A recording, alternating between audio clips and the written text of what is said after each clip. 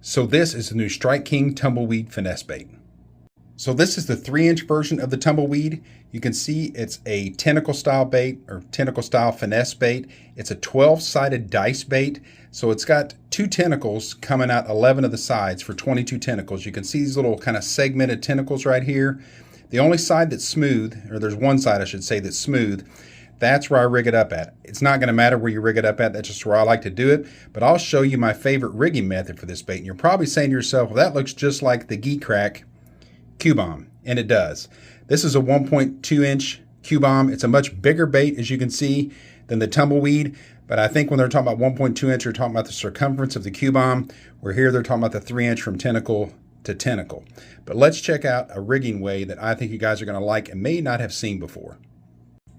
So you can rig this bait up however you want. Some popular ways to do it are on a drop shot rig. It's going to catch fish like that for sure. You can also do it with a thin wire wacky hook and just fish it weightless. And it's going to do awesome like that, especially if you have the floating version. This particular version is the sinking version. And the reason I like the sinking version is because I like to rig it up on this little 1/16 ounce wacky jig head. I like the one with the little wire weed guard because with this and that little sphere-like bait, I've been fishing the Q-Bomb here for over a year, and it does awesome with the same setup, and it makes it surprisingly weedless. But all I'm going to do is I'm going to take the Tumbleweed here, and on this side that doesn't have any tentacles right here, I'm just going to take it and just rig it right through one side of the dice, just like that.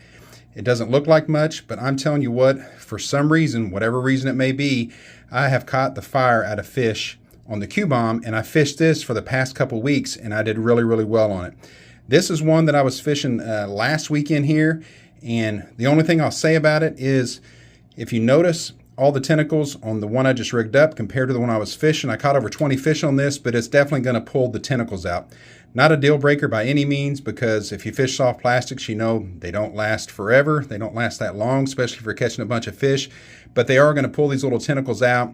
And I was actually catching a few bluegill mixed in with the bass, chasing this thing down, big bluegill, but they were nipping at these tentacles and pulling them out. But I don't mind going through some baits if I'm going to catch a bunch of fish on them, and this thing has really, really done well. I know it looks weird. You may think it's gimmicky, but I'll tell you guys what, it catches big fish too. I caught one last weekend that was a little over 4.5 pounds on this little setup here with this 16th ounce head.